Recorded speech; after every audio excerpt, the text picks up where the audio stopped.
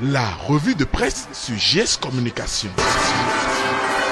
Mesdames, Messieurs, amis de GS Communication, bonjour et bienvenue à ce rendez-vous de l'actualité. Quelques jours après l'évaluation diagnostique des enseignants agents contractuels de l'État reversée en 2008, les journaux nous révèlent ce lundi 26 août 2019 les taux de participation par département avec les critiques qui entourent cette évaluation. Le Soleil Béninfo prend la tête des informateurs et écrit que les appels au boycott n'ont rien donné car l'évaluation diagnostique a bel et bien eu lieu ce samedi 24 août 2019 sur toute l'étendue du territoire national avec un taux de participation de 75,24%. Le matinal confirme cette information, mais le journal de Hervé Alade revient et révèle que sur les 18 047 enseignants du primaire et du secondaire attendus pour ce contrôle de connaissances, 13 579 ont composé dans les différentes matières qu'il dispense aux apprenants. Le Soleil Béninfo signale qu'à part les quelques incidents mineurs observés dans la partie septentrionale du pays, les enseignants sont sortis massivement participer à l'évaluation diagnostique. Pour l'auteur de l'article, c'est la preuve qu'ils ont cerné les déshydratats du gouvernement en les soumettant à la dite évaluation, tout en donnant les taux de participation par département où les départements du Zou, de l'Ouémé et du littoral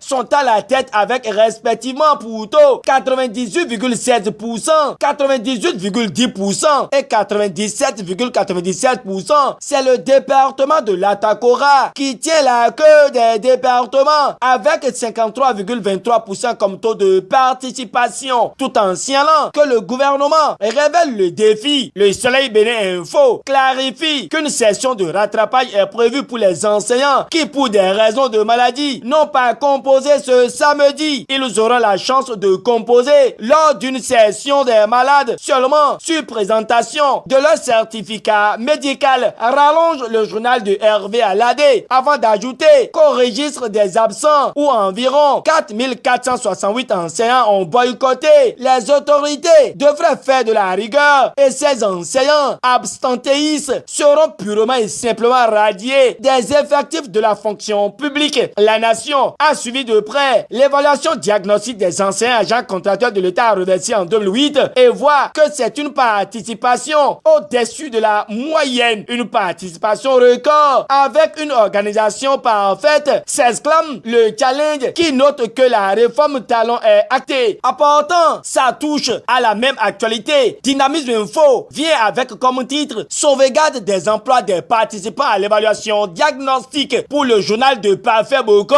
le gouvernement est désormais à l'épreuve de la parole donnée, même si l'on note la guerre des taux et que les frondeurs sont menacés de radiation. Dynamisme Info prolonge que le parti PCB avertit de son côté Africa Reporter est tel qu'il y a du flou autour du taux de participation des enseignants à l'évaluation diagnostique du samedi 24 août 2019. Serait-ce un cinglant dictat du boycott inclusif au pouvoir, s'exclame le Nouvel Observateur qui livre le point de vue syndical, sans oublier les 3 comptes rendus de coordination de résistance pour candidat Zanaï. L'évaluation diagnostique va conduire à une instabilité grandissante dans le secteur de l'éducation, écrit le Nouvel Observateur, pendant que les enseignants agents contractuels de l'État reversés de 2008 étaient face à leur destin ce samedi. Le confrère de la matinée était à la Fédération béninoise de football où a eu lieu la première assemblée générale ordinaire sous Mathurin Deschacus. Une bonne traversée malgré la météo des humeurs annoncée assez orageuse, affiche le quotidien en manchette, mais du volet infrastructure et équipement à l'organisation des compétitions. Le confrère de la matinée n'y voit que des réalisations en un an. Oui, de plein feu sur le futur du football béninois avec espoir, renseigne le Nouvel Observateur. La dépêche ajoute que les perspectives s'annoncent sous de bonnes auspices à l'Assemblée générale de la Fédération béninoise de football. Sans discourir, le Soleil Béninfo nous livre tout ce qui a été dit et décidé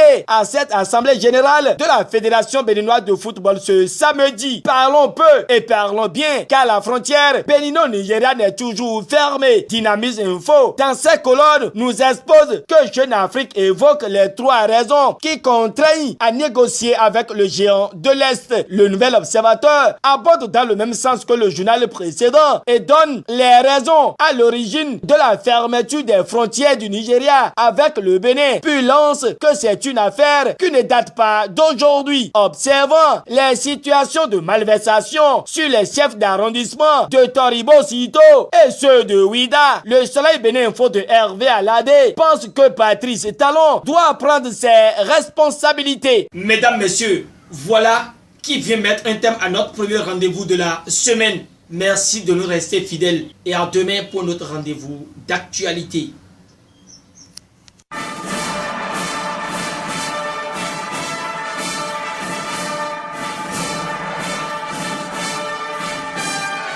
C'était la revue de presse sur GS Communication.